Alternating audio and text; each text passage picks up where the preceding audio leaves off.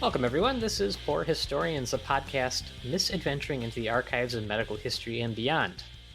Except when we don't, and we do stuff like this on our bonus monthly episode drops. I'm Dr. Max, and I'm joined here by my good friends and colleagues, Dr. Aaron. What? And no Dr. Mike. Dr. Mike had another engagement, because if we're all together on the same show now, the universe collapses. But as you'll find out, we are not hopeless, because we are joined by our medical history intern turned entertainment critic, Elba. Hi, Elba. Hey there. Well, this month's bonus episode, the one that you're listening to right now, is a brief departure from medical history into the world of medical drama and popular culture. We asked our patrons what sort of episode they'd like to see us do, and this was sort of the overwhelming result. And if you enjoy this, you can credit our wonderful patrons. And if you don't like it, then it's kind of their fault too. Although in fairness to them, we have been talking about doing this type of thing for a while and just wanted to have fun with this. So what we did is we took I think, objectively popular medical themed TV show. We watched it as physicians. Alba as... Wait, did you say objectively popular? Yeah. I think objectively you have to say this was a popular show. No. They were It was renewing like it. numbers. So, Yeah. It was up there on my Netflix. So yeah. somebody's watching it. So we wanted to give you the doctor's insider perspective on what we thought of this, and we wanted Elba with her medical adjacent perspective to also weigh in, and we're going to take you through the pilot episode of this show. And so this show that we watched is The Resident. And it is on Netflix. If you want, go ahead and watch the pilot. If you've never seen the show, before or after you listen to this episode, I think it'll be interesting, to say the least. And I was going to ask you, Aaron, what kind of, how would you describe this episode that we watched? What is it is show? important that it's a pilot, right? So I think, when you first episode of any series, you're like, okay, it could be a bit rough. Like, it's trying to introduce all the characters. There's familiar tropes to an intro episode. Here's, the intro of this character, that character, set the scene and all that sort of stuff. So I'm usually pretty open. In medical drama, I'm looking for definitely romance, because we all know that storage rooms with trash cans full of poop and blood are the sexiest place in the world to get going. Oh, God. Also, shared sleeping rooms where other people have slept recently and may or may not have changed the sheets and probably haven't showered in at least 36 hours. Those are also very sexy places. Or places where people might walk in at you at any time. And especially if you've just seen a lot of traumatic, horrible things. Yeah. So we all know this is like the setting for romance. Grey's Anatomy has taught us this. You like to see that in your medical shows. It Well, makes yeah. sense. Because all medical dramas are pretty much. I also want to. I hope there will be some medical terms thrown around. I want that. Sure. There's going to be a few. Well, and probably one doctor that does everything, because that's how it works. That's how medicine and the TV shows work. So, Alba, did you have like a general, just real succinct, non-doctor opinion of this show? Like a phrase, a tagline, something you would say to briefly summarize it for our listener? It was uncomfortably cheesy and hammy, but I can't stop thinking about it. And I want to watch another episode. No, that does it. No, that doesn't. I want to watch the second episode. Look, I'm not going to tell you that I don't, because I want to see how much worse it's going to get. Maybe it was a pilot thing, but I think that's perfect. Well, let's give you a little background. So we, again, are talking about The Resident, the drama that I forgot what it was on a different network before it came over to Netflix. But, I want to say like ABC or something. Yeah, it might have been something like that. Oh, no, it might have been Fox. So Netflix got it. Now it's on Netflix, and a lot of people wanted them to do another season. So apparently there's another season in the works. So this debuted in 2018, and it ran for 6 seasons up until this newest one. It was created by Amy Holden Jones, who's a writer and producer, who is known for the screenplay behind Indecent Proposal. That's a classic one. But also known for writing Beethoven, the 1992 movie about a Saint Bernard. Wait, And what? Yeah, absolutely true. Those are the craziest writing credits ever. Those are two very different projects if you weren't aware of them in just the popular culture sphere.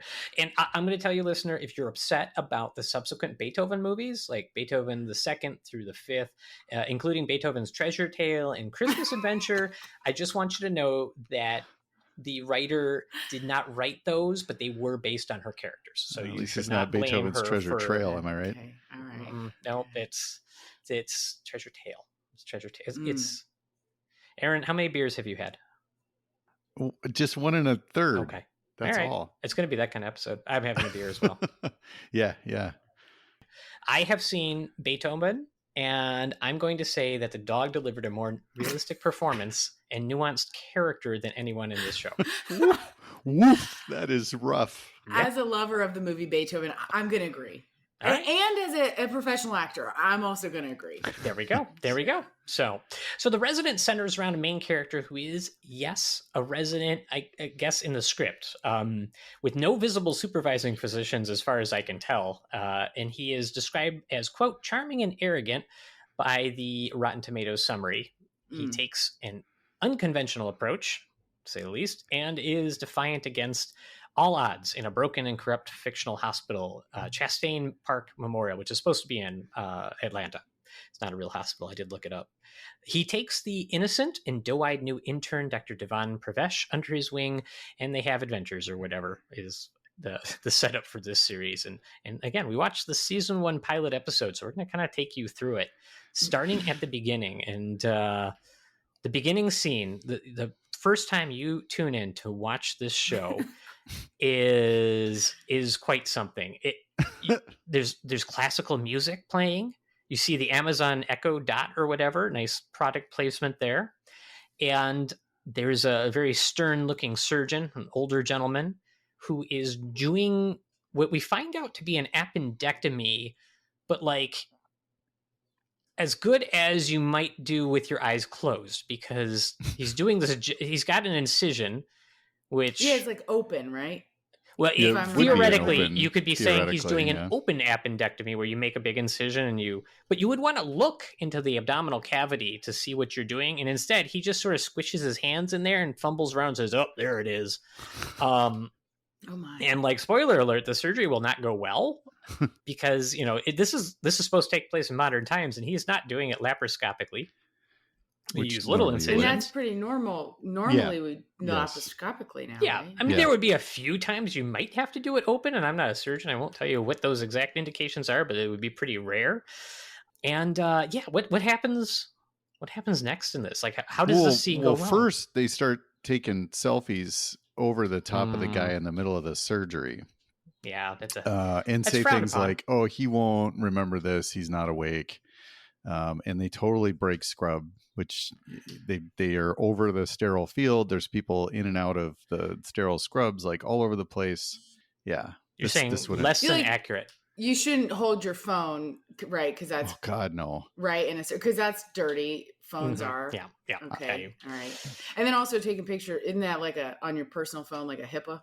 Yeah, I mean, like a HIPAA something could there? Most likely get fired on the spot. Completely. Yeah. Okay. If before or after the scrub nurse kind of broke you in half and sent you down the garbage chute for breaking her field, I mean, that's I mean, if the surgeon didn't do it themselves, so they're doing the surgery, and like we said, like it's sort of like he's just fishing around. He's actually talking about like I can feel the appendix, and the patient jumps awake for a second. Now, before that happens, you actually see the surgeon's hand shaking, which is sort of a thing that they'll come back to. Like tries to maybe he's not the best. He's maybe not the best surgeon. Yeah, or he's got an issue. The patient suddenly wakes up while they're all taking the selfies, and like the surgeon, I don't know, it plunges into the biggest artery ever, apparently in the right lower abdomen, and you get sprayed with blood. Right in the neck. It's right in the neck. It's like out of a horror movie. A gush. And what he does, he's like, instead of what a normal surgeon would do is like, I'm going to stop the bleeding because I'm a surgeon. He goes straight to CPR and just is like, I'm going to bleed him out faster. Right. Okay. Right, because if you're pumping the heart more and you don't close up the hole, the Yes. blood's just going to go out of the hole, right? Okay, that's just physics, baby. Yep. That is where I knew this show was going to be rough. Watching this opening scene, and I think the nurse said this is the type of. I think this really colors the type of view that the writer seems to have of medicine, but the nurse at the side says, quote, CPR isn't going to put all that blood back into his body. He's so dead. End quote. And like the worst now, line. in fairness, we described it, the blood kind of sprays against his face a little bit, but like, okay, that it might have been like a half a coffee cup worth. Well, and we don't know. All surgeries have blood on call. So you blood, if they're bleeding, you're going to put blood back in and the surgeon's going to find the bleeding. Even if you are a bad surgeon. Because I would think that like, even if somebody has a aortic aneurysm, right? Like your aortic arteries just pops, like you can do surgery to repair that, carefully. Right? So even if very carefully, yeah. Like, couldn't they still repair, even if he did cut a major artery? Well, I mean, I've seen surgeons do like fistula repairs at bedside, where you have this giant vessel in the arm, and you clamp down where the blood's coming from, and you close up the end. Is what you would do. And I mean, basically a seasoned surgeon, which this guy is supposed to be the head of surgery for this hospital, is not going to panic at sight of blood. They're going to be like, oh, I'm going to grab that, squish it off, and then I'm going to fix that. Like they might panic at the implication of, why did my patient wake up for a second? That was actually kind of like, they would sometimes say, like, if they weren't deep enough, that'd be kind of a running. I've heard surgeons say that patient moved, or patient's not deep enough, but it'd be like tiny little twitch or something. Yeah. Or this guy like woke up. This guy woke up and he's like, hey, how's everybody doing? And then he went back to sleep. I mean. Also, how did he go back to sleep? He's going to wake up. He'd be like, what the hell? So then the other little bug I had here was they start CPR, but I definitely heard he still had a heartbeat on the monitor and nobody was feeling for pulse. They're just like, there's no pulses, there's nothing. And then they give up after maybe 20, I didn't time it, 15 seconds of CPR. If that, he was just like, nah, this thing. He gave up so quickly. He's like, oh, she's dead. And then he's like almost passing out because he's so worried about, he's just like, oh God, what do I do? Yep. But what do they do, Aaron? What happens next? Now, they've all been witness to this. Then they start blaming you. So they stand in a circle and they have this weird blame circle. This is great. He says, well, this was obviously he says the SIVO, which is the inhaled anesthetic. Right. Which that's not how that works. He blames the anesthesiologist, which is, it's a surgeon blaming anesthesiologist probably isn't terribly, but not like this. Yeah. And then he's like, oh, I remember that time you, quote, tore through a woman's oral pharynx on a routine intubation, which means that this anesthesiologist apparently took a blunt metal curved object to place a breathing tube and somehow tore through the person's mouth. That's not possible. That I mean, you can cause injury. You can cause a mild mucosal injury, but no. And then one of the nurses is like, maybe he had a heart attack. And then they conspire to be like, oh yeah. And they have the chart in there somehow. So they're looking, well, I guess you would if you're in it. They're like, oh yeah, look, he has a history of heart disease. Yeah. No. The family has a history of heart disease. Not even this guy's great grandfather had a heart attack. Obviously he had a heart attack on the table because there's a family history. And the anesthesiologist is like, yeah, totally. We're all bad doctors, so we agree that this is how it goes. Yep. And all the nurses back them up. And you have the sad surgeon shuffling through bloody booties to start the series. And that's shot, like a backlit shot of a bunch of blood on the floor, and he's like shuffling his surgical covers of his feet like through the blood, and it's sticking. Yeah. Yep. So then we have our credits rolling, right? So we got the series starting. We see dude who is definitely going to be a super sexy male lead doctor riding his bicycle because he's that healthy. Hey, he's got a helmet on. I'll give him that. Credit where it's like due. A pretty nice bike.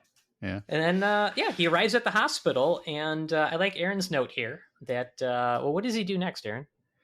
Yeah, so some guy who's obviously a douche parks in a handicap spot and then runs in. So our brave hero yells at the guy and says, that's that's a handicapped spot. And so then he stops and the guy runs in and says, I don't care. So he takes his energy drink and that he's drinking on his bike. I forget how that worked. Yeah. And then he pours it on top of this Porsche, which, yeah, that's the most unrealistic thing possibly in the whole show. There is no way any resident or med student would ever waste an energy drink. All of that caffeine is going internally. Well, but here, this is our introduction to Conrad Hawkins, Dr. Conrad Hawkins, the world's baddest resident who plays medicine by his own rules and stands up for the little man and pours out sugary drinks on cars. I mean, I didn't know if it was diet or not. I don't know if that really matters, but he's not a board certified physician because the boards get certified by Dr. Conrad Hawkins. Influenza. This was, so we're like, okay, here we go. All right, we're introducing another character. An immediate cut to a sex scene. Just gratuitous. Well, I was like, you know what I'm here for. Just thank you for not. What are you, 5 minutes into the show? You've had a murder and you've had let's give the rich guy and his Porsche comeuppance, and then immediately to a sex scene, which I thought at first was happening in a patient room because this character, who we will come to find out is our intrepid intern, it was Dr. Devin Pravesh.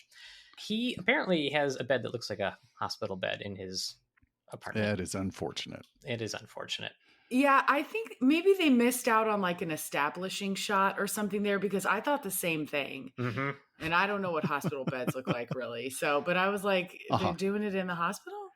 Yeah, it's kind of the way it seems, especially because, but the best is the pillow talk in this scene is there's 219 bones and I know them all. My wife watched this show with me and was laughing out loud so much at this part because what is he doing, Aaron? He's pointing at bones and naming them. He's like, this is your clavicle, this is your acromion, and picks the your collarbone. Like, it's just there's other choices if you're going to be weird. I mean, who doesn't like a good elbow? Yeah.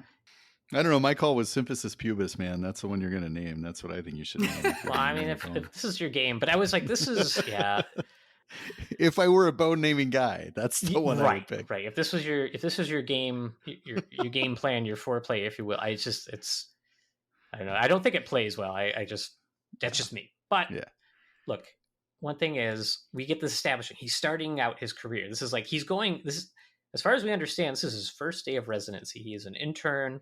And so and I can't remember, were they married? I think they were married. His significant other in the scene? I don't know. Well, whether they're married or fiance, they're very close. And she they're living together. They're living together in their hospital room like apartment. She does what every doctor gets. This is part of when your first day, you go into internship. You don't leave that house with all the bundle of nerves that is the first day of training without getting a fake Rolex, which is what she gives him. She gives him this very gold looking, but clearly fake Rolex, right? That thing is so fake. Oh, I don't know. I don't know what a Rolex actually looks like. Yeah, me neither. It could have been that could have been a Timex. Well, either way. So he's got his Rolex, he's got his fancy tie, he's got his doctor badge, which they clearly show. They like wave it in front of the camera. That's actually accurate. Yeah, we do have. It really is. That's like that was a whole thing some years back. Everybody got a badge that said what they were because patients had a hard time. I don't think it's the worst thing. Like everybody walks around in white coats, so you gotta know who's got what. But so then Dr. Devin Pravesh arrives at the hospital for day one. And this, I laughed again out loud. Do you remember this scene, Alba, when he walks into the hospital? Yeah. When he walks right up to the chief of surgery and he just he interrupts the conversation. Oh, absolutely. Power move. It's like there's a circle of people talking and it's like the chief of surgery. It's like super duper important dude. It's like, here I am on my first day. Let me interrupt this conversation to say hi. Well, here, as incredulous as you look, a first day intern who's high achieving, walking up to the head of surgery and introducing himself is a power move that over his fellow trainees might be one of the more accurate things here. I've not saying everybody does it, but I've definitely seen moves like this in the medical school days, in the early residency days. Not my co-residents. This wasn't in emergency It's not really, there's no real power moves in emergency. We're probably some of the most humble in the house of medicine. But yeah, I mean, Aaron, would you say you can see a med student, especially as we find out subtly, Yale to Harvard med student? Oh, I know which I know which resident this was in my experience and in my med school for sure. You're like, oh yeah, that guy would do this. and I do like that he had to walk by the harp player in the lobby of the hospital, which was just a nice. So many nice of those. Touch. Where's the fountain? I want a fountain. This is why your insurance costs are so high. The harp players aren't free. So yes, he does. He goes up to the head of surgery and introduces himself to establish. And the funniest part is the head of surgery is like, "Yeah, that was a good move. I'll remember you, kid." I mean, he doesn't say that word for word, but it goes way better than it should. Yeah, it goes way better than it should. And so then he has to go meet his supervising resident, which is not made clear. Only watching this like 2 times through today, I realized that he's going to be under the protective wing of Dr. Conrad Hawkins. And he's going to go meet him.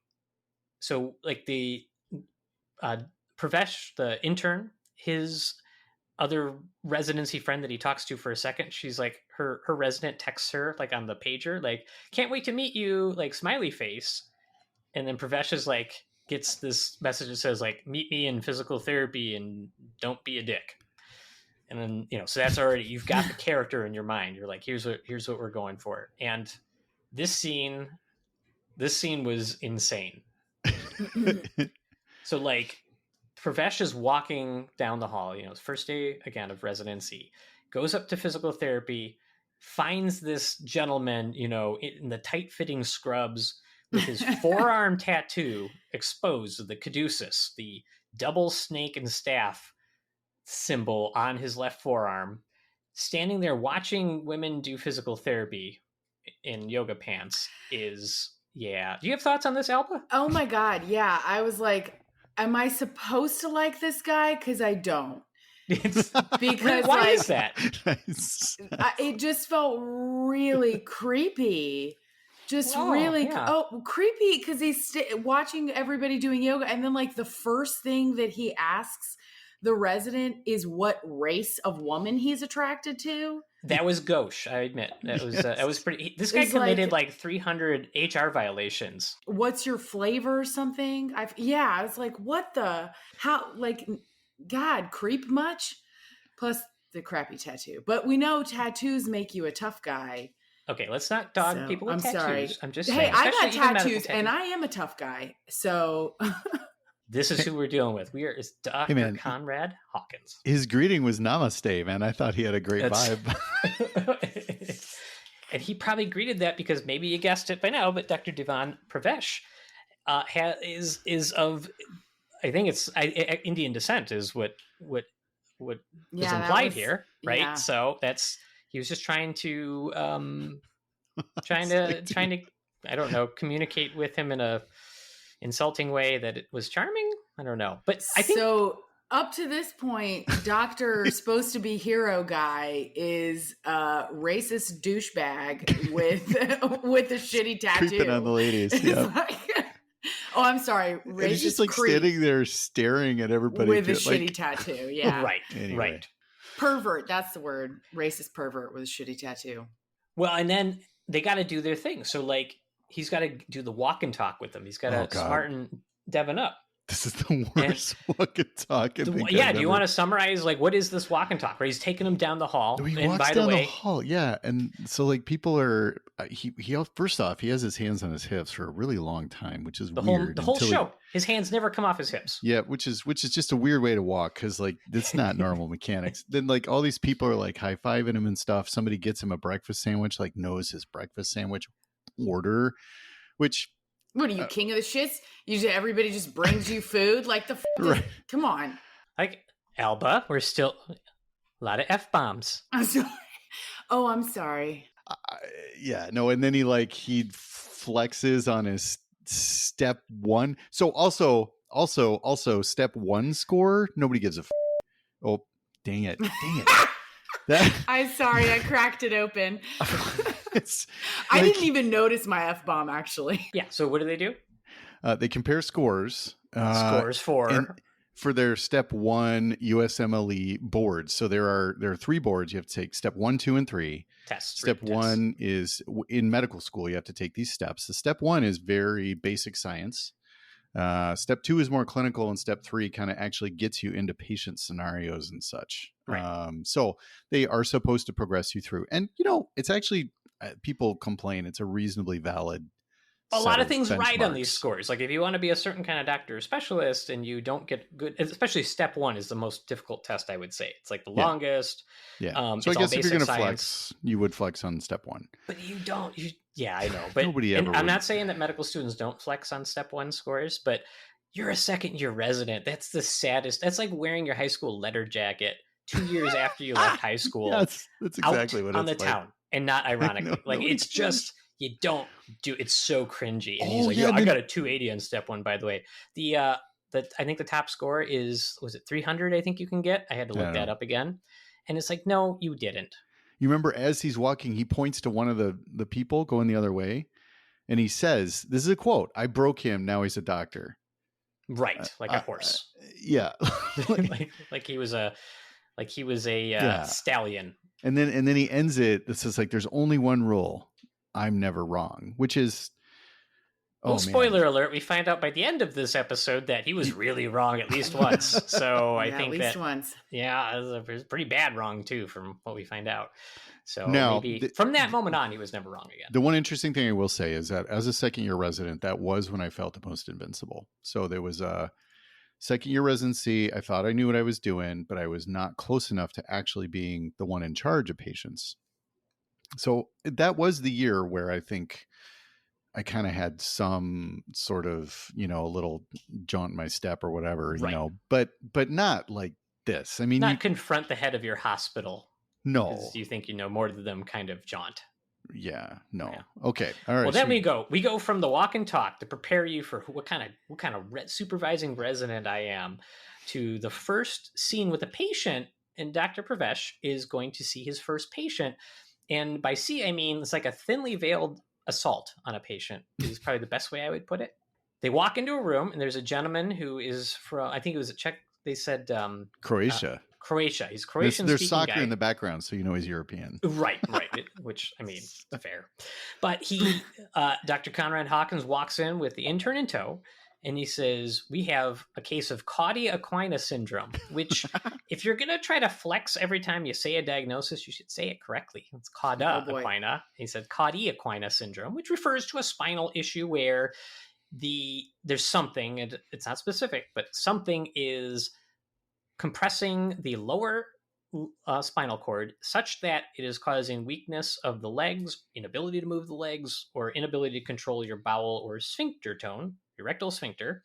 And he walks in, he says, "This guy has that, but now we have to test for it," meaning he wants the intern to do a rectal exam with his finger. And it's actually a reasonable thing to do if you suspect this diagnosis.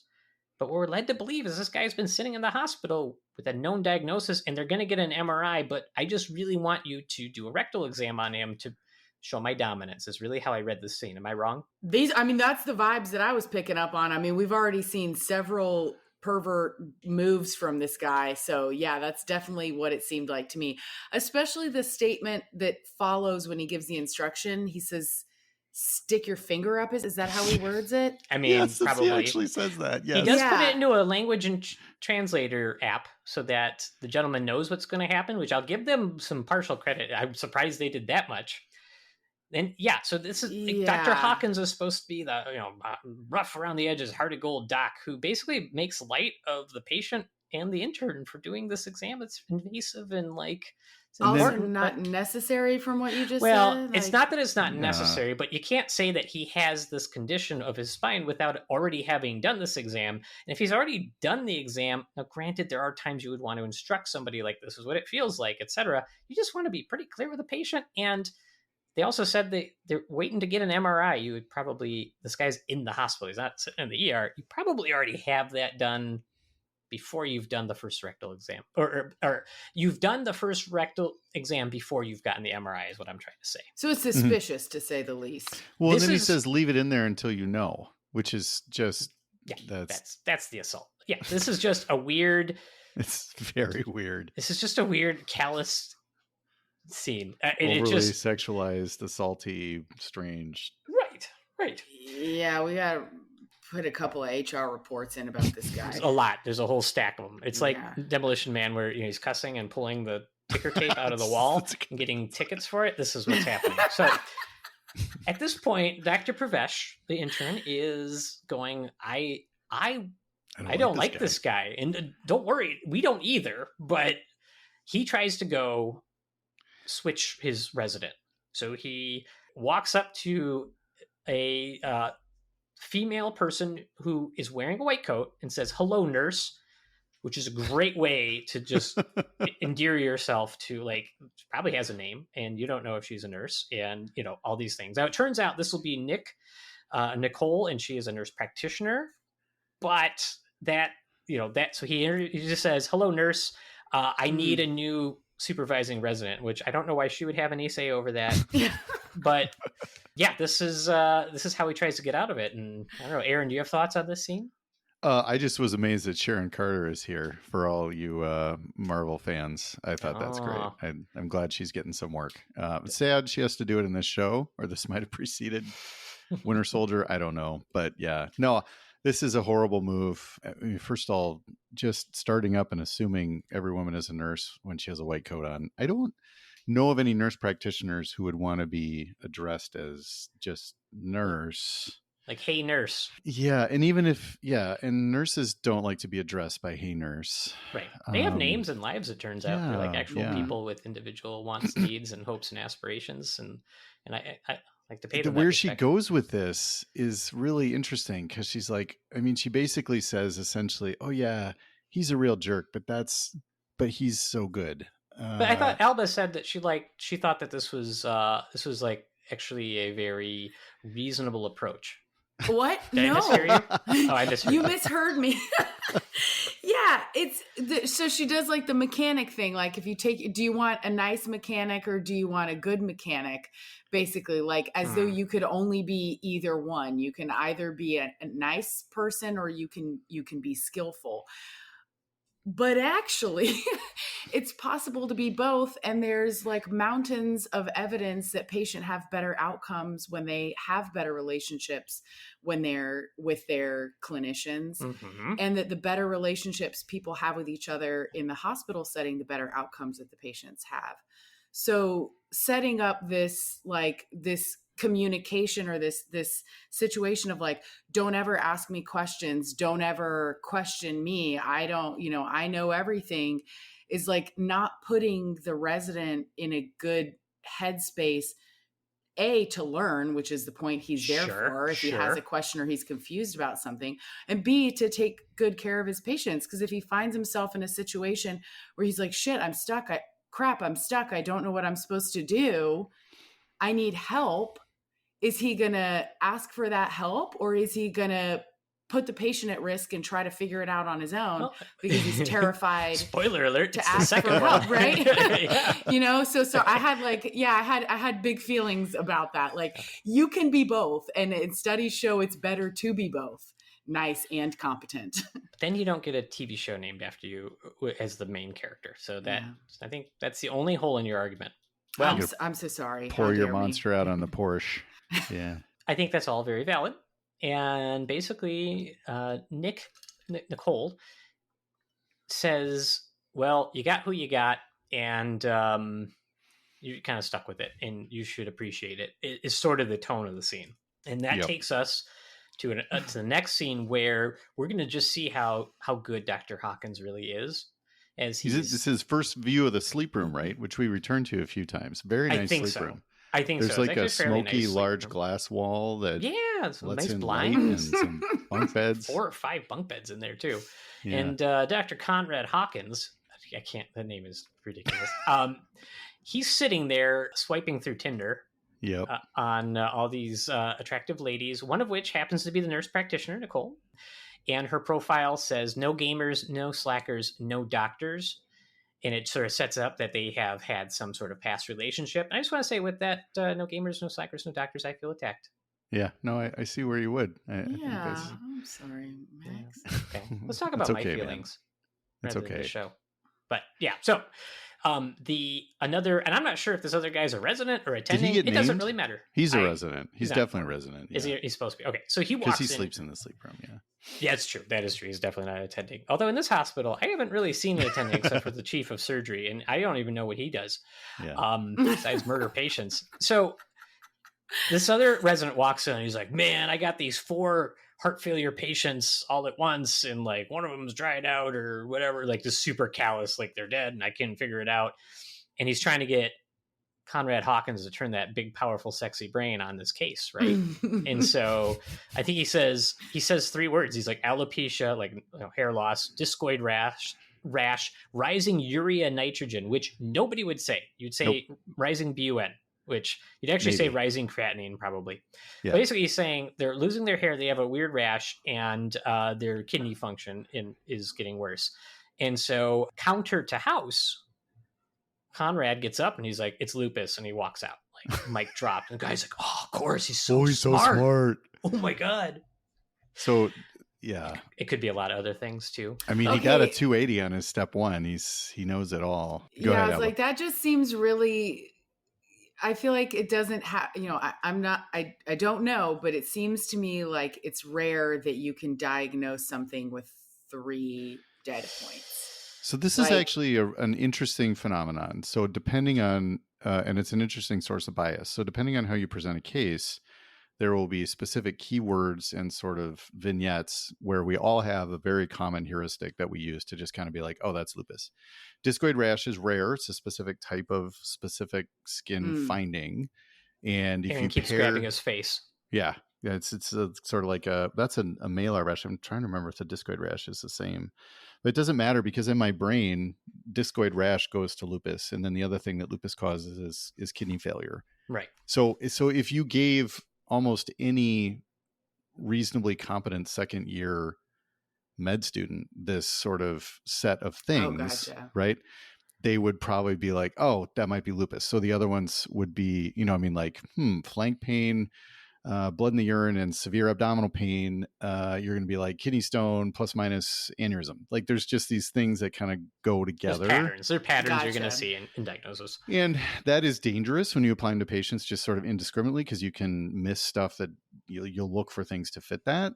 But the way he's presenting it, it was just, I don't know. They obviously picked some, I don't know. It's just a weird thing. This is where this show just really was weird, because it says stuff that theoretically is maybe somewhat correct, but they put it there in a way that doesn't make any sense. Right.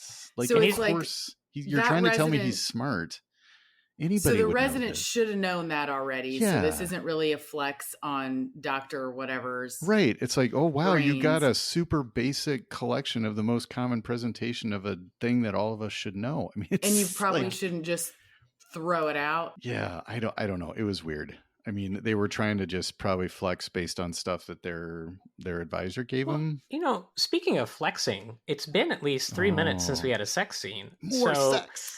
We're gonna go back to the call room, and a scene that was definitely a little light on consent for my taste, where Hawkins leaves after making that awesome diagnosis, probably walks down the hall, finds Nicole, the nurse practitioner, kind of grabs her and throws her into the call room, where I was uncomfortable. I was like, this is 2020. When I don't know. This is 2018 actually, and I had to kind of remember that. I'm like, this is pre Me Too. So I feel like the yoga scene, that a lot of the stuff is like that would not fly these days. No, right? to be made or wouldn't get past. But hey, 2018. Yeah, different time. It was a different time. So basically, they get in there, and so before you get too worried, he's like, they've obviously had a relationship before, they've slept together before, and then the lighting is right. You're gonna get this, they strip him of his top so he gets to reveal his amazing back tattoo, which is all across. If you were doing it ironically, I don't think you'd pick this tattoo. He's got the death before dishonor tattoo in Old English, across his back, like huge font. This is like huge, 600 like point all font. the way across both shoulders. Yeah. Like, oh my gosh. You're a walking stereotype. This is ridiculous. My wife laughed so hard when she saw that tattoo. And I'm not saying there's not nothing people. wrong with tattoos. I'm a doc with a couple of tattoos, but this is just too funny because it's such a stereotype for who this guy is. And you think, oh man, they're going to hook up. And she makes him strip down and then she like locks him in the room and walks out. So I was like, okay, he deserves it. I don't know how she does that. This is a common sleep room. I don't know how she would lock him in. You can't, right? Anyway. Isn't that like a safety hazard there? Yeah, if you can't open the door from the inside? Call me crazy.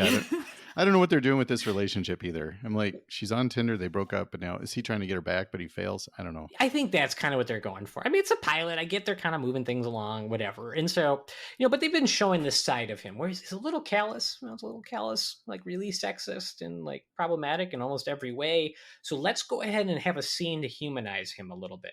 Conrad's not all testosterone. He's like 99% testosterone, but 1% estrogen in there. And so then this brings us down to the ER, which I was like, hey, we're back in the ER. Our environment home. I know well. And we have the arrival of a patient that Conrad knows. Aaron, you want to set the scene up? Yeah, so they bring in, a cancer patient. She's a cancer patient because she has a headscarf and looks pale and is young. Which happens, and these are cases that would get us. So she gets brought in, and is apparently a big fan of Dr. Conrad, and he basically steps into the room and doesn't do much of anything, and says, "This is what you have, and this is what we're doing. Get her some acetaminophen." Which for is her the fever. generic for Tylenol. You would just say Tylenol. Which is sure, but also like maybe step 10 or 11. Yeah, no, I know. Yeah. And then he says her diagnosis is a tough one. Now, there's in our notes here, Max was pointing out this is extremely obvious what she has. If you know her, she has right. It's like leukemia. She's probably gonna have neutropenic fever or sepsis or something like that. Which is where I think what maybe he meant was like her diagnosis is tough on us because it makes us sad. Now, and I wasn't sure if that's what he meant, but I think we'll give some benefit of the doubt. Well, let's put a pin in that, and then point out that he makes fun of the new resident super awkwardly in front of the patient and the staff, taking the tie that he's previously yanked off the new resident. And like slapping him in the face with his tie and making fun of the fact that he went to Harvard. Right. Which was just really terrible. Alba, if you were the patient, would you feel comfortable in this scene in any way? No, right? I would be like, so the person that's going to be taking care of me is being shamed by the person that's supposed to be teaching him. But you don't like that alpha bro vibe? Come on. Nah, I'm good. Thanks, though. Yeah. This is where, again, they have weird stuff in here. It is very true that like everyone in the hospital would probably know this patient. Like, and everyone in the ER would probably know her and want to take care of her and feel very protective of her and feel very sad about her. She seems lovely. Like she seems very nice. Right. And yeah, I totally get that.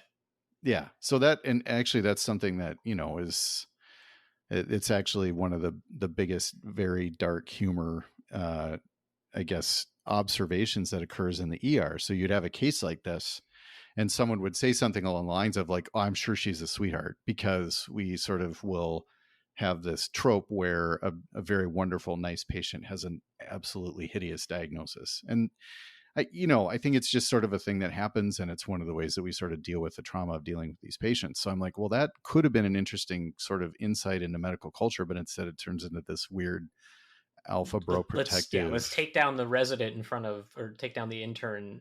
I'm going to say intern for Pravesh. I'm going to say resident for Conrad because those are the only two classes of doctor in this hospital, as far as I'm aware. Well, they're also probably the most accurate, right? Anyone above the first year is a resident. So, all right. So she's getting admitted to the hospital. She's probably got neutropenic fever, which is where you're on chemotherapy. Your immune system gets knocked down by the chemotherapy, which is killing all the dividing cells of the body, including the cancer cells, but all your bone marrow too. So then what happens is you're really susceptible to infection. It's not a super hard workup or treatment. You just big antibiotics. Let's go in the hospital is more or less what we're doing most of the time. Cool. Now we have to have Conrad Hawkins. Dr. Conrad has to confront the head of surgery because he just found out that his patient with the appendix. Nick told him, right? You remember that your appendicitis patient? The nurse practitioner told him, like, hey, by the way, the head of surgery killed your appendicitis patient. Which, again, stepping back, why is Conrad Hawkins taking care of the appendicitis patient if he's not a surgeon or an ER resident? Yeah, or he's not an ER person. Anyway, so what does he even do? Do we everything? He does everything. He does medicine. I don't know his specialty yet.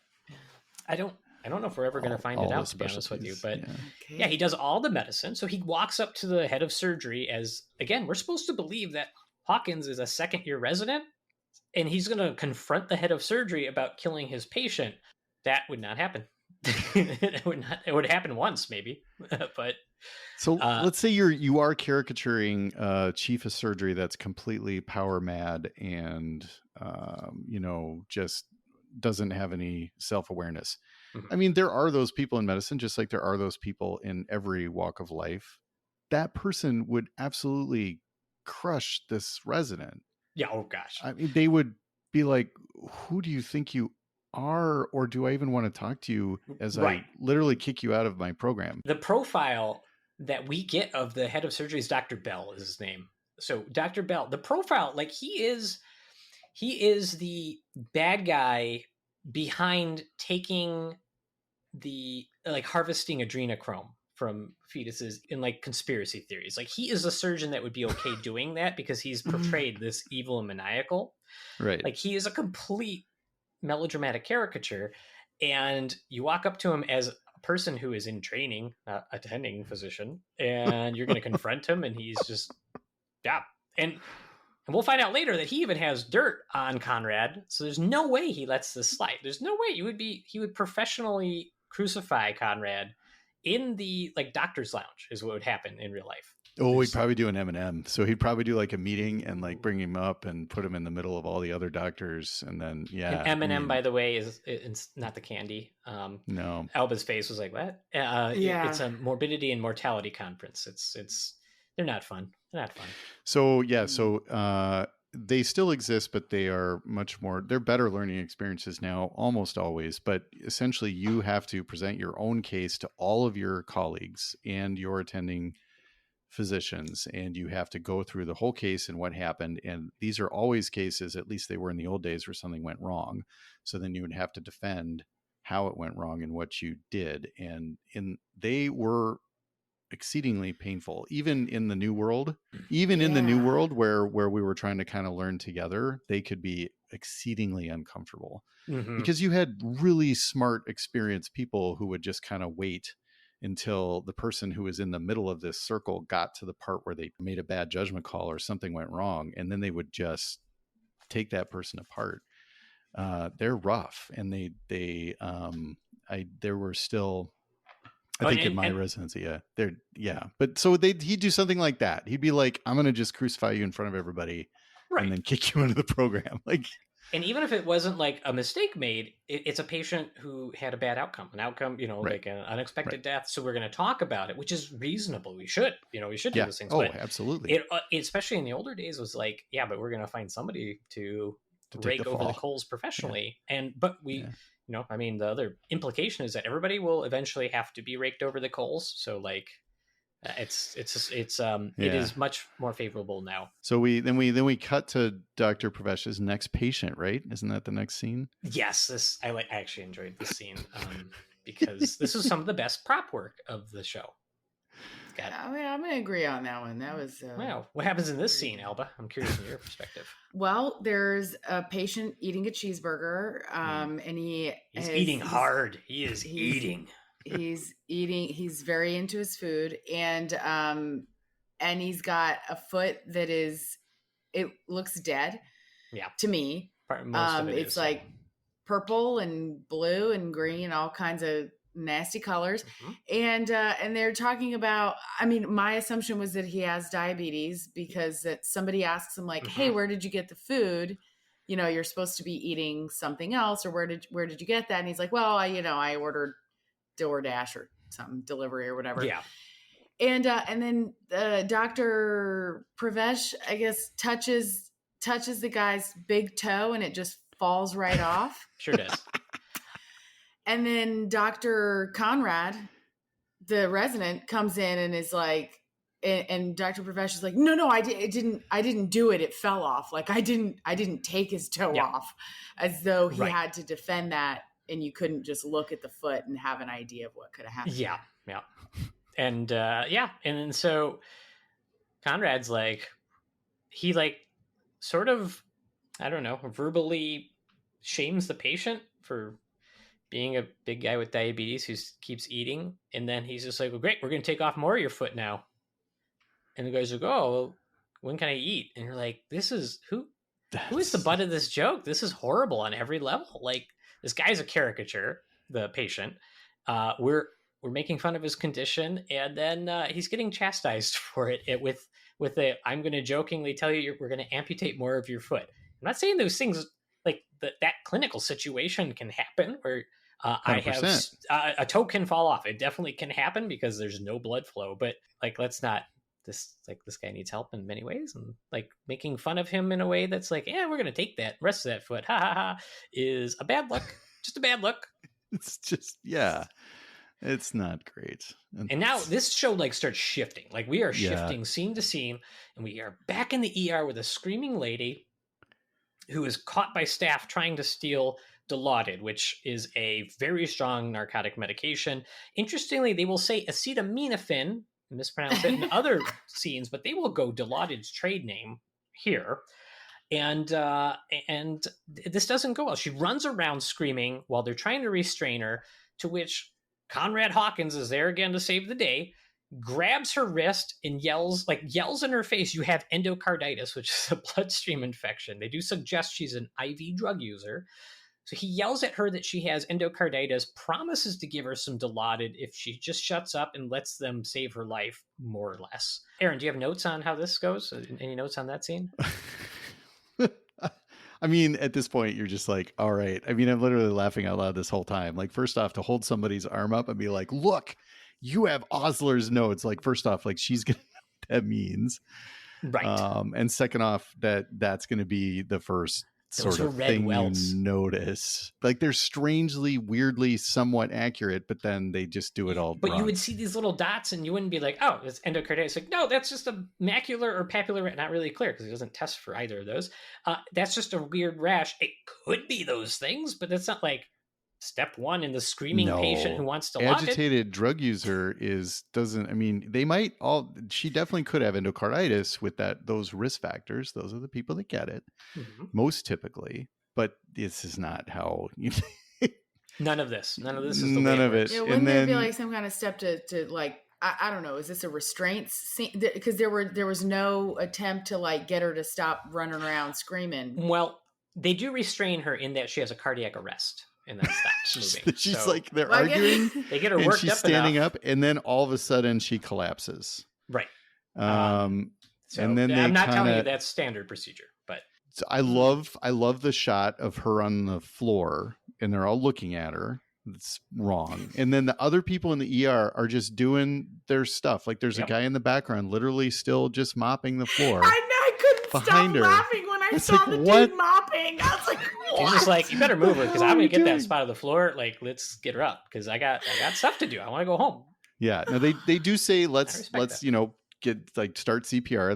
That's correct. But then like he's like, you're running the code, intern, and then he tries to get his book out of his pocket. That is 100% accurate. If you're an intern running a code, you get your first day of internship. You get a little trifold like laminated thing that has your flow chart for how to run an appropriate basic resuscitation. You would 100% pull that out and should.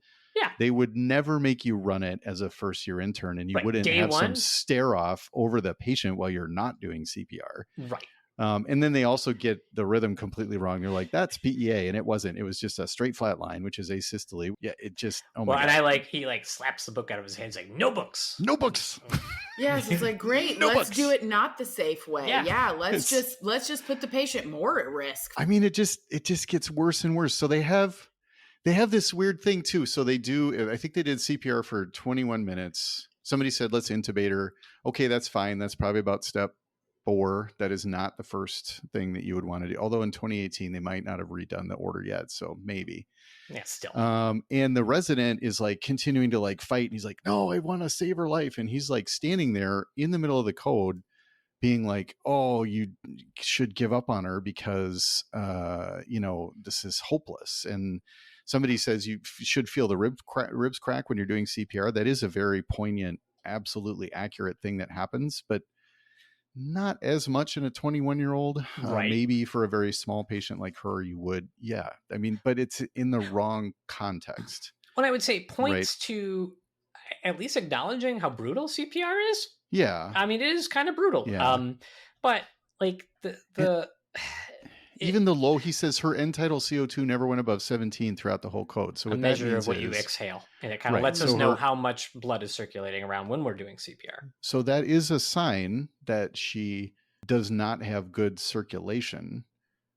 But if that were the case, they would never get her back to even be on a ventilator.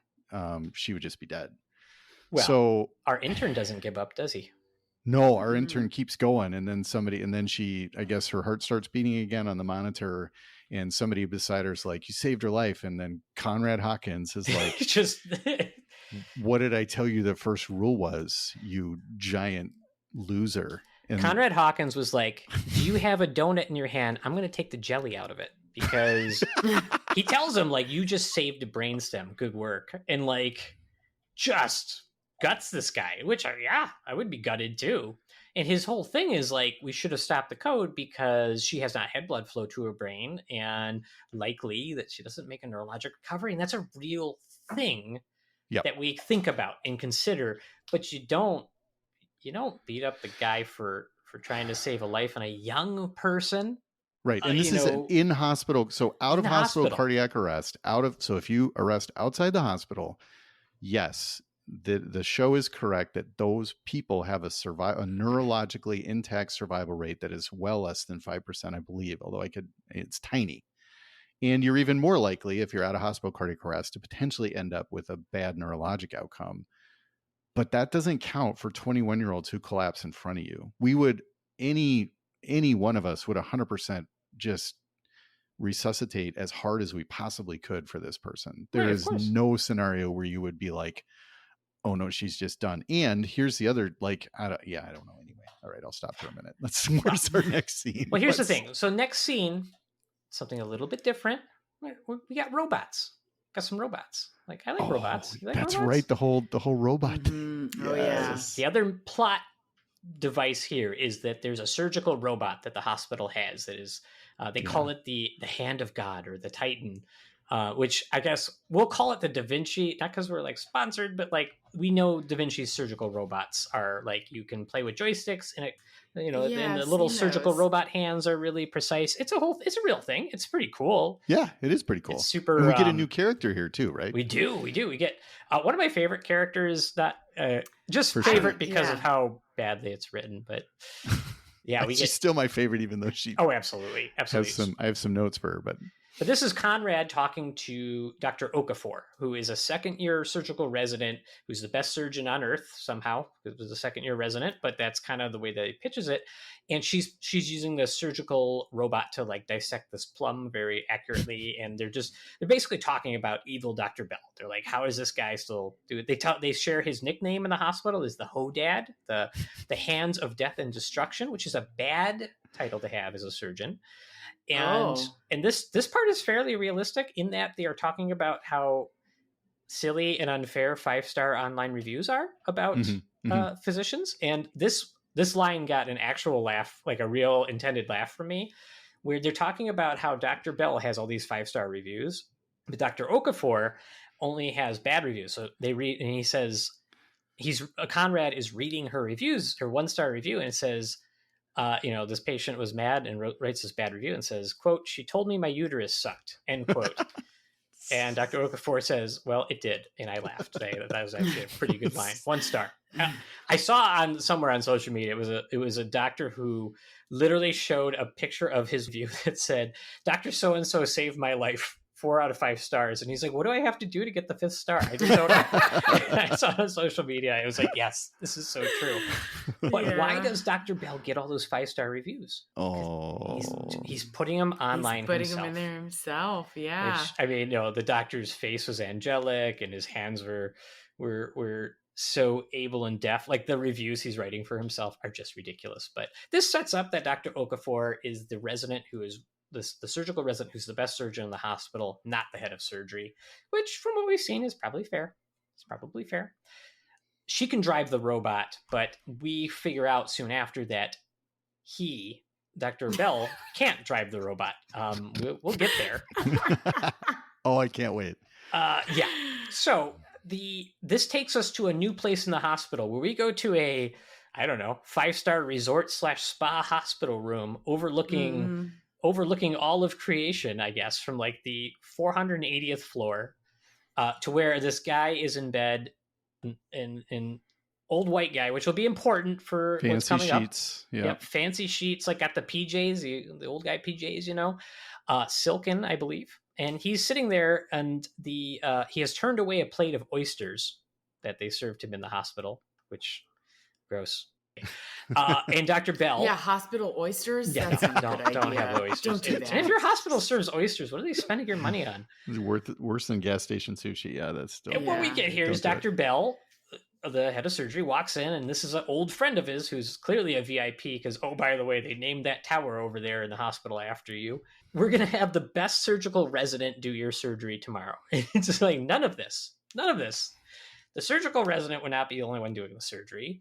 Yeah, right?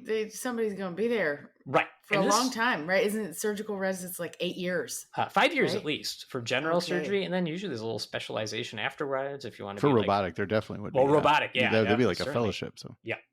So number 1, second-year resident is not going to be taking care of a VIP by themselves, and probably not even on that case. Who knows? But so he sets it up, and Dr. Bell's trying to explain to the VIP patient that Dr. Okafor is the best surgeon he's seen. He's really talking her up. But he mentions that, well, she's from Nigeria. And the guy's like, oh. And that sets up this sort of like tension. Is there like these racial undertones or whatnot? And you think like, oh, come on, you're not going to go there. And they are absolutely going to go there. Oh, they're there. They are living in it. It gets a little uncomfortable. Like, I'm not saying the stuff doesn't happen, but like, so then Dr. Bell's like, okay, I guess I, as the head of surgery, will go ahead and do your prostate surgery, which is what we find out the procedure is, which is weird. Why you wouldn't lead with that? Like, I'm the head of surgery. Maybe you don't want to do surgery on your friend. Also, why is he already in the hospital if they're doing prostate surgery? I know, it was the same thing. It's like, they're doing. They make this sound like would be a otherwise outpatient procedure, but right. And then anyway, Dr. Bell has to go tell Dr. Okafor that she's off the case, and this does not go well. It does not go well. He basically says, well, you would like to stay in the country, I assume. And for some reason, I have control over immigration and visas, and I will use that against you. So you're off the case. And none of that would happen. Just no, none of this at all. But we've got to set it up that, and we'll get back to it in a little bit, but Dr. Bell wants to do the surgery with the robot. He can't use the robot. We'll get to that later. We cut to Dr. Pravesh sitting by the patient who he saved but is in a coma, the young lady who had the endocarditis, cardiac arrest, and he's sad. He's conflicted about it after what happened. And, okay, that's fair. And so he talks to Nicole, or Nicolette. I keep calling her Nicole. I'm sorry, it's Nicolette, but they call her Nick, the nurse practitioner. And he's like, I'm sad about this. And she's like, hey, no. You put her in the ICU, she'll be on a ventilator, and the hospital will probably give you a medal. Now, she doesn't actually mean that as cold as it sounds. She is actually probably one of the most redeemable characters, I would say here. Am I wrong? Would you agree? Yeah, I agree. And she's just speaking to the cynicism of medicine. And there's some fairness to that, but yeah, no. So this becomes a line back and forth, and he says, medicine isn't practiced by saints; it's a business. That's what she says, and yeah, okay, that's fair. But why is she so upset about medicine in general? Yeah, so she tells a story where her mom went in for a routine physical, and I think she says they found a spot on her lung. Yes. And then she went from there to what she terms a cracked chest, and then pneumonia, and then died. Yeah. So, and then this is the part where she says, I think to Dr. Pravesh, medical error is the third leading cause of death after cancer and heart disease. So the showrunner is being pretty obvious here. This is her thing. This is her reason for doing this whole show is medical error. I don't think we have time to sort of get into how that's it, but it's a thing that we should care about. I mean, obviously you want to have that, but the things that they go to. So if somebody went for a routine physical and they had a spot on their lung, the only way they would get to surgery is if it were lung cancer or something like that. And you don't crack the chest. You do a relatively limited, precise procedure to take it out. And yeah, you could have a consequence. But if you're taking out a lung cancer or something like that, which is the main reason that I can think of that a young patient would get pneumonectomy. Part of the lung removed. Yeah, or I guess maybe. Or maybe you're trying to go in and do a biopsy, let's say. You're trying to go get a sample of it, and it's a place you maybe, but you wouldn't crack. I mean, the cracked chest is a weird way to say it. That usually refers to really invasive stuff for big things. But those things are very serious. So you would need something. So yeah, I mean, this is the cascade of stuff that can occur when you start to do tests. You can have your known consequences to almost everything we do. And that is part of a discussion, but it's just not this way. It doesn't.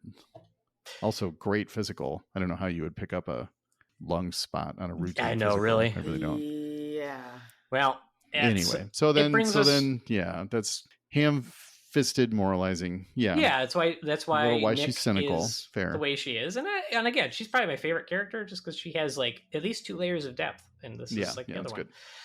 We go back to Lily, right? Yeah, we come back to Lily, our leukemia patient, and she's getting better. Her fever is getting better. And Dr. Pravesh walks in to see how she's doing, and her fiance left the hospital. I'm sure he'll be back later. And she's like, no, he won't be back later. He didn't. What did she say? We got married, and then I was diagnosed, and he didn't sign up for cancer. Right after they were I had to engaged. Yeah, right after we were engaged, I was like, well, maybe your fiance was John Edwards. I didn't get a good look at him. But it's a scummy thing to do. But okay, we're trying to give that she's lonely. Oh, gosh, remember she's that vulnerable. Scandal, man. Oh, yeah, absolutely. Yeah. And basically, Pravesh is getting paged, and he's ignoring it because he wants to have a nice heart-to-heart moment with his patient, which, all right, it's fine. But those pages were kind of important. I think it's the same pages. I'm not sure. But he goes to the bathroom. Pravesh goes to the bathroom, and he's trying to relieve himself, and he keeps getting snarky pages from Conrad. He gets a couple joking pages, hey, you're going to the bathroom. What's going on in the bathroom? By the way, I'm at a code blue. Again, HR. I mean, why are you stalking me in the bathroom? Don't do that. That's funny. That. I didn't even think about that. Yeah, that is. Yeah, how did he know? I assumed he was assuming. I don't know. I was like, there's no way you would. Otherwise, no. The harassing page. I mean, if you had that, would be in keeping with Conrad. I've seen that kind of stuff happen for sure. Sure, but you're not going to be joking page. By the way, it's a code blue. Where are you? Yeah. Which code blue means somebody needs CPR, right? Somebody's got a medical. This man is waging psychological warfare. Yeah. On his intern. Right. Yeah. Right. Now, I'm curious, Alba. The next scene, which happens to be that code blue. Oh my God! Can I see it through your eyes? Because now Aaron and I have we're going to tear this scene apart big time. I'm just curious from a person from a medical adjacent person's perspective, what happened in this next scene? All right. So here's my perspective on it, or how I would describe it. Again, not knowing any of the medicine, a lot of the words go in one ear and out the other. There's a lady in there and she's passed out, and somehow the chief of surgery is in charge of this lady, is the person looking her over, and I'm like, shouldn't he be chiefing surgery right now? I don't know. And so she's passed out, and they're like, we got to wake this lady up. And dude is like, chief of surgery dude is like, fumbling around, which we already know he's not very good at any of his jobs. And then Conrad, Dr. McSexy or whatever, comes in with a bucket of ice water and just dumps it on her face to wake her up. And I have heard before that, like, if you're super anxious or something, that you jump in cold water, or like you splash cold water in your face, or like the cold water effect will make you gasp suddenly. But it just seems to me that by 2018, throwing a bucket of ice water on a patient is like not a thing. There are hints of truth to everything you said. Okay. So, all right, where do we start with this scene? Yeah, all that you described accurately.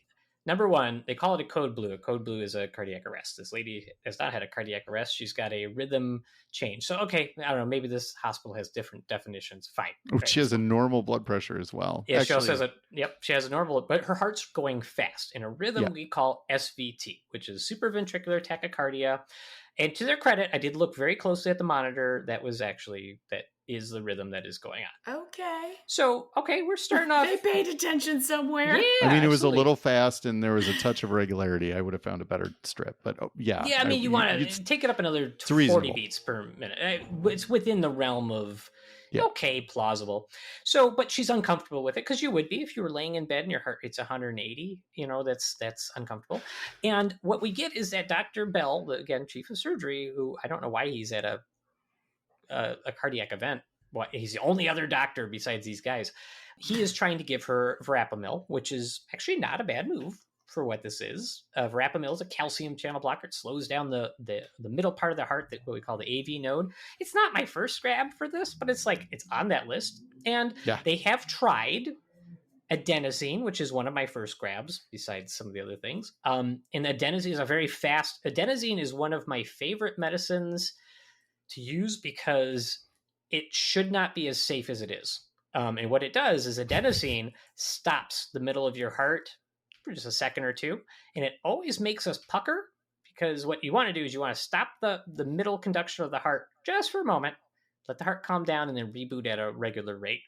But it pauses the heart for like a second or two, and it makes everybody clench a little bit. It's wonderful. It works very well. But hey, if it fails, it doesn't always work. Verapamil is the right choice, though, right? There's studies. Yes. So he said a good thing. He said a good thing, but the problem is they do this whole algorithm backwards. And what you would do is you would start with the bedside maneuvers. We'll get to the ice bucket in a second, but you would start with the bedside. What things can I do to like slow down the heart rate? Then you would try the adenosine, and then you would try the calcium channel blocker. And honestly, if she was unstable, which we don't get the sense that she's unstable here, you would do electricity to reboot the heart. That would be kind of the way you go. But you go backwards. So I'm assuming they zapped her first or something, because of the way that this goes. They didn't say. But the clear, that thing, right? When you say electricity? Yes. Yeah. So that is actually a treatment for this. That's a defibrillator. This would be cardioversion. This would be cardioversion with a defibrillating unit. But so that ice bucket, there's a little truth to that, because there's something called the mammalian dive reflex, which is where if you plunge a face into cold water, it triggers the vagus nerve, which is a nerve that comes from your brain, goes to your heart, and does slow down your heart rate. So when you were mentioning like anxiety type things, if you were to splash really cold water, maybe it could have that effect. But here's the thing. The dive reflex is on that list of things we try if you're an infant with this heart rhythm. And when you do this procedure, and I've had to do it before, if an infant comes in with this type of heart rhythm, you're trying to, before you start giving medicines, while you're getting ready to give medicines, because you're not waiting all day to do these things, you get a bag, fill it with ice, and you fill it with water, like a trash bag, and like bunch it up so it's like a big doofy bag of ice water. And then, quote from one of my faculty when I had to do this, is you basically take the plastic bag full of ice water, you put it over the infant's face until you become uncomfortable with what you're doing. To like trigger the reflex. So you hold your own breath so that you try to remember when you're going to get uncomfortable, but it makes you uncomfortable. That's how you actually do this. I'll point out that this patient was not an infant, and you don't just like splash a little cold water on their face like, oh, why didn't I think of that? And so, yeah, it's just where like an AI computer wrote this script where it's like, I know that didn't really exist in 2018 to this degree, but it's like there are medical things here, but they're put in the wrong order. Like you would do that first before trying the You're like, okay, we're going to try some cold water to straighten you out. If she's then an we're infant. going to go to the medication stuff. Yep. If she's an infant. The equivalent in an adult would be doing what's called a Valsalva maneuver. Yeah. So you try to bear down and like you're going to have a bowel movement, but don't. Or you can blow through a syringe, or you can just like, just bear down. It plumps up your neck veins, and basically and it triggers there's a receptor in your artery of your neck, your carotid artery, that can actually make the vagus nerve slow down if it gets like plumped up in high enough pressure. You also can like rapidly make someone sit down and lift their legs, which Max has done before to great effect and became famous for it. I went like 4 out of 4 on those. Because if you do it right, you just, that's the best feeling. The heart rate's like a 220. You're walking like, all right, hold on. Like, 1 second. Let me try something. I just want you to blow in the syringe. I'm going to lift your feet up, and like their heart fixes, and you just walk out of the room. You're like, done. I'm done here. I'll get your stuff for you. Yep. I love it. So crazy cool. Wrong stuff. And I don't know what this does other than to just say like, okay, some more Dr. Bell sucks. Dr. Bell sucks. Dr. Conrad's the best. And so as we're getting towards the end of the episode, we got a few more scenes, but like, I don't think we can skip over. Dr. Okafor needs a little bit of empathy training. Oh my God. Yeah. I'm curious, Alba, you have background in like talking to people with compassion. How did you rate this scene with what Dr. Okafor does? There's a breaking serious news workshop that I used to be part of facilitating. I would say maybe Dr. Okafor could use it. So she's supposed to go talk to each of the patients about the status of their loved one who was in surgery. And in the waiting room, again, I'm going to say maybe HIPAA is a consideration here, because they're all sitting around the waiting room. Some privacy, yep. She just walks up to each person, says one sentence, is like, so-and-so's fine, so-and-so's dead, so-and-so's recovering, and then walks away. It's like, never in a million years would anyone do that. Like there's like, in comedy, there's like the rule of threes, right? Yeah. So you take, you have 3 items, and like the third one should be like the funniest. Like I'm simplifying and whatever, but she does like the I don't know what the evil flip side of that rule is, but she's just like, she starts out with like the one family, she's like, hey, they pulled through, they did great. Second family's like, in the ICU, touch and go. Goes to the third family, like, he's dead. Walks off. I mean, literally says that, walks off, and it's just like, no human would do that. Okay, monsters would do that. Like, again, the caricature of like these people are either jerks and really good at their jobs, or they're really nice people loved by the community, but they're terrible at their jobs. Mm-hmm. Yep. Which is like not true. Right. Well, the good news is though, we're still moving forward with this VIP surgery. It's going to be with the robot on the prostate, which is technically a pretty difficult surgery, I would think. And so now Dr. Bell and Dr. Okafor, they have to butt heads. They already did. And he says, I'm doing the surgery. So she's got to like Rocky montage train him on how to use a surgical robot, which we find out he's never touched before. And he's going to do the surgery tomorrow morning, which nope, none of that. Absolutely none of that. The hospital wouldn't let him anywhere near that thing. And this was probably not intended to be as funny as it was, but like, it's so great. Hilarious. She's putting like, the surgical robot's hovering over this like little plum that's sitting on a little tiny surgical field, and the game is like you have to like cut out the pith or whatever and make it beautiful, and he's like trying to move it, and like he's just like murdered the plum. Like the hospital's plum budget has to be so high, significant. Yeah, but it's like also how would that have even happened if the point of it is that it's supposed to make your movements more smooth, and it shows it like whack whack whack into the table? Like, how would that happen? I genuinely laughed so hard at this scene. This was it was great, but it does set up this surgery might not go well, and so I think we can skip the call room scene. Not much happens there. Yeah, they're sleeping, which is unrealistic. Watch residents sleeping, and although I don't know any residents that would nap clutching their stethoscopes, that was adorable. Yeah, no. And then this leads to a fun confrontation with Dr. Hawkins and Dr. Bell, who is in his office now at nighttime. It's really not clear how much time has transpired in the show by this point, but he's in his office grabbing pills and taking them. And Conrad's like, oh, you're taking pills and you have a substance abuse problem as the head of surgery. Let's have a pissing contest about who's a better doctor. And Bell tells him he's going to do the procedure. And Conrad's like, well, I've arranged to have you do that procedure live streamed on the internet. Like, no hospital would allow you to live stream a surgery of a VIP on the internet of anybody. But absolutely not. You've got to be kidding me. So I don't know. Maybe this has happened at some point with the consent, but I don't know. But he's going to catch him, right? Like Conrad's going to catch him.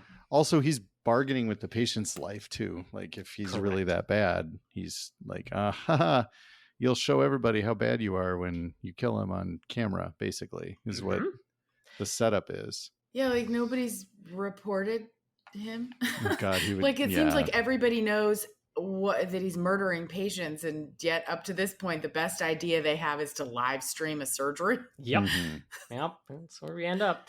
So we come back to our leukemia patient, and she's doing a lot better. My cat wants to come in the room. Hi, kitty. Patient's doing a lot better and having a nice moment with Dr. Pravesh. And she's like, hey, what are the chances I'm going to beat this? And he's like, I don't know. You're on some pretty tough chemotherapy, but I think you're going to do okay, kid. And then she crashes, which it wasn't supposed to be comedic timing, but it was kind of comedic timing for what it was.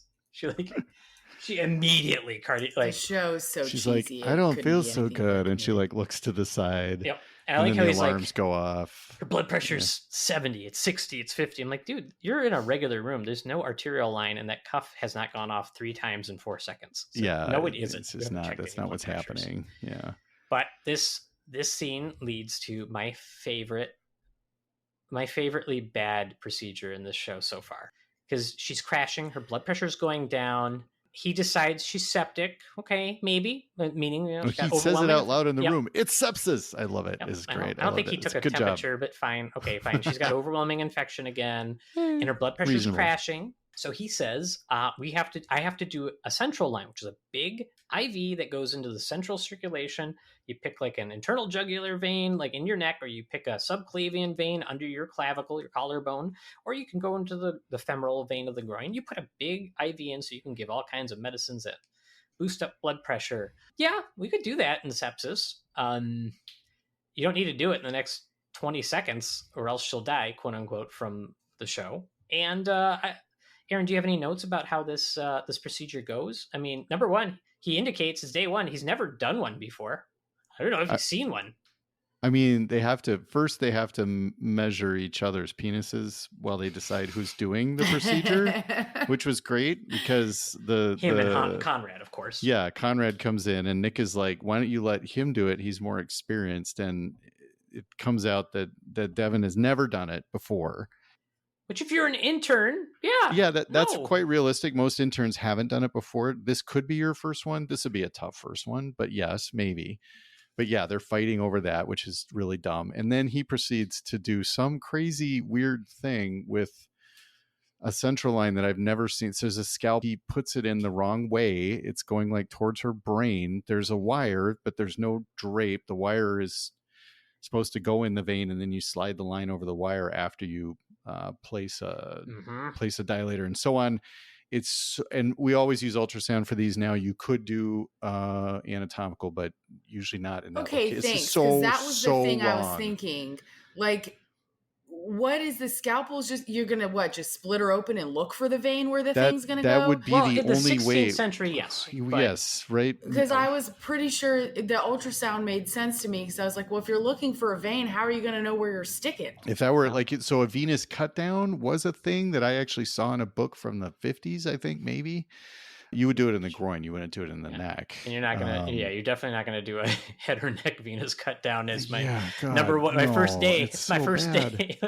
I remember anatomy class pretty well. And then he does this weird look at me, don't look at him. I'm in charge. Wean her off the norepi and then flood her with fluids. So first off, that's not a verbal order. And what norepi is a pressor medicine that you. So that's a medicine that you use to keep blood pressure up. It is very crucial in sepsis. That's accurate, but you would never you wouldn't say that to anyone ever that way. You have to even if you were allowed to give verbal orders, which you're technically not supposed to, you're supposed to put them in. But if you did, you would have to say this dose starting at this rate. And you also, anyway, it's just so titration orders are less sexy on the big screen though. Awful. Aaron, to be fair. So I get it. So there's not drama in the way it normally goes. But he could have said okay, we've got the line in, let's give some fluids and then let's ramp up the norepi depending on what her pressure does, which is still, I would take some some issue with, because he just says sepsis because her blood pressure dropped. I don't know, dude, there could be other things.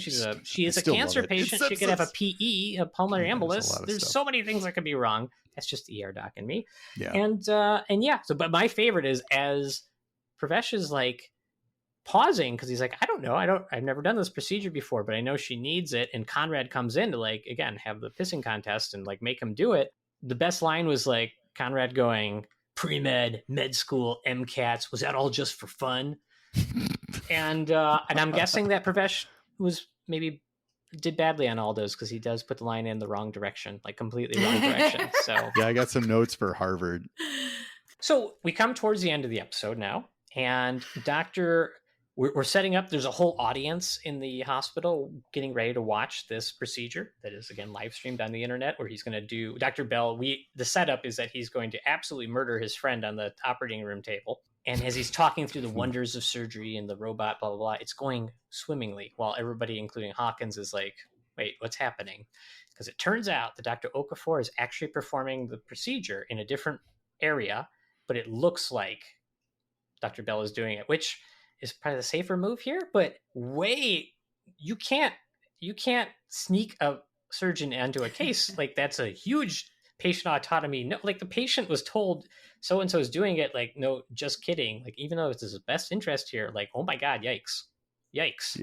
I'd be pretty mad if I woke up and found out somebody else did my surgery. Yeah. Well, it probably is. The setup itself, the skilled resident, if she really were good at it, or the fellow usually probably would do the surgery with the direct oversight of the of the attending, but yeah, not that way. If the patient said, I don't want the surgeon to do the surgery, that surgeon doesn't do the surgery. It's just not how that works. No, you couldn't. No, absolutely not. So and there are bad cases, but people then get in trouble for that.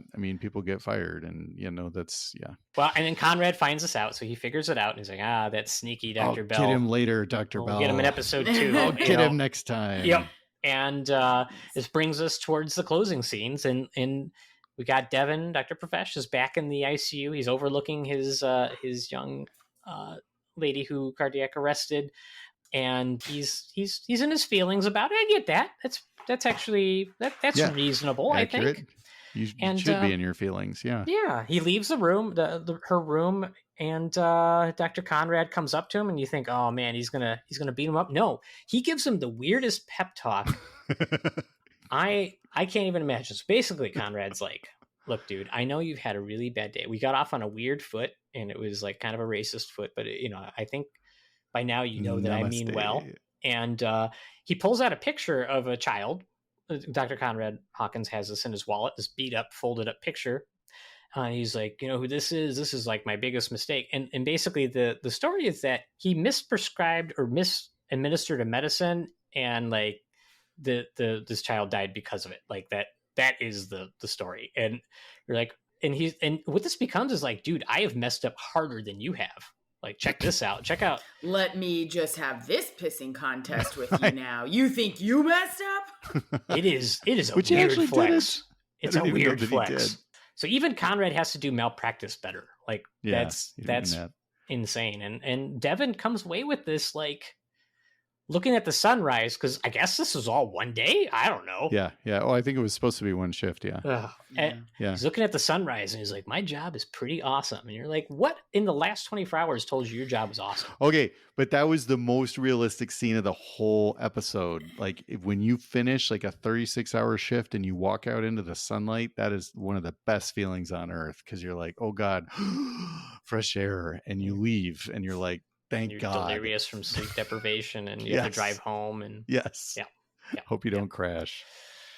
Yep, and we're not done yet. We're not done yet. Oh though. yeah, I almost forgot. He says something too about it being in the best world, the best job in the world.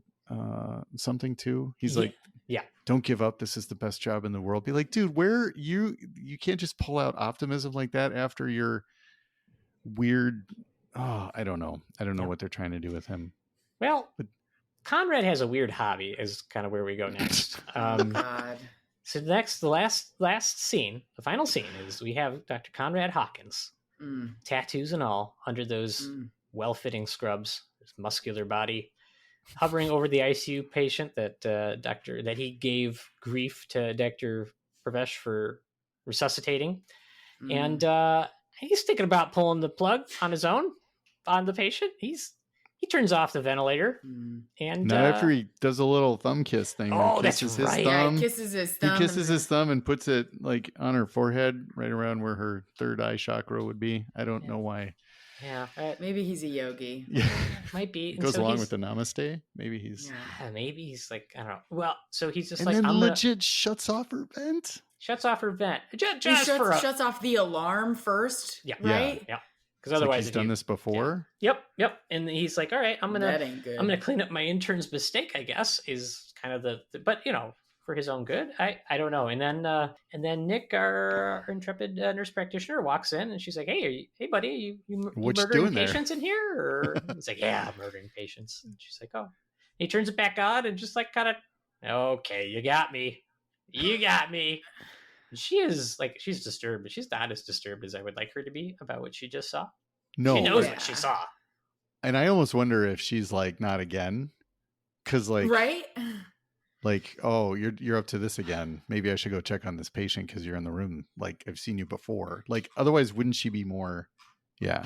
I mean, this is straight up murder. I mean, that's what this would be. Yeah. And now this woman might have, let's say she does have a terrible prognosis. Then you have long discussions with the family about what to do about that. Yes. She's in a bad situation. And this would be a situation where a discussion of withdrawal of care is withdrawal of care would be reasonable. Yeah. For sure. You don't unilaterally do it because, again, that's where you go to the murder. That's the murder side. You're not supposed to do that. And then along with those discussions is like the potential for her, as I've heard it termed before, like her legacy to live on through like organ donation and tissue donation. Pretty important. And if you turn that and, in the middle of the night with no alarm or anything like that, like any arrangements that the family might have wanted to make, like he's cutting all of that out as well. Yes. Right. He's a bad doctor. He's a very bad doctor here. Real bad. He's very bad. Well, oh my God. That's the end of episode 1, and there were 6 seasons done with a 7th on the way. Yeah, we really pounded this one to death, didn't we? What I wanted to know, I got mad. I mean, I legitimately am mad at this show. Well, there you go, patrons. You made Alba mad. This is your fault. The patrons didn't. Conrad Hawkins did. Well, probably Dr. Bell a little bit too with the murdering. So only closing thought I can think of was, what in the future episodes should we review them? And we'll see.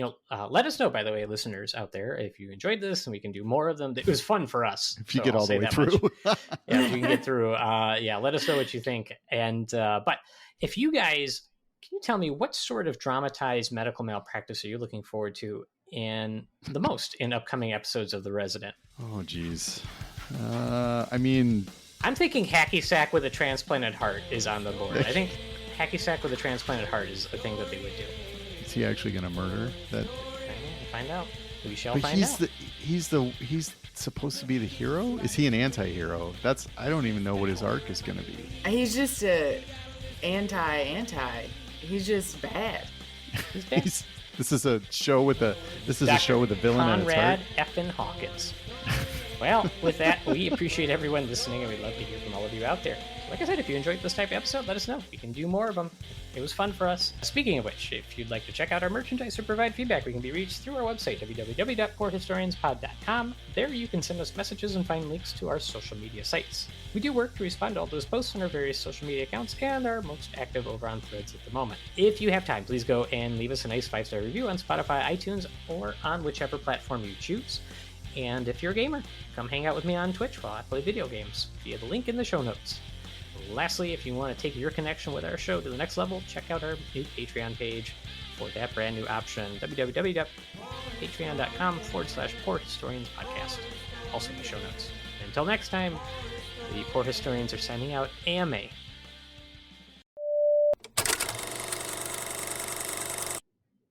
Perfect. All right. Sorry, there was a train. Oh, I didn't hear it. Okay. So this is our first ever movie TV show episode. Yeah, exciting. I'm excited. Yeah, I think so. Too. This is fun to watch. I would highly recommend it for everyone. We're not talking to them yet. We haven't started the show. No. Already. We haven't started the show. You trying to do the intro? No. Is that what you're trying to do? No. Albert already stole one part of the show from me. What? Yeah. You took the reading of the eponym. Oh, yeah. Sorry. I had to read the eponym on the last show, and it just felt wrong. I'm sorry. We missed we missed you on that show. That was. Yeah. Could have. Sounds like Mike got carried away with jokes. Is probably going to be. That's going to be definitely a lot. I feel like there's laughing 10 minutes of audio that are coming out of that show. We'll see. All right, Ebenezer, you're in the cable. How did you do this?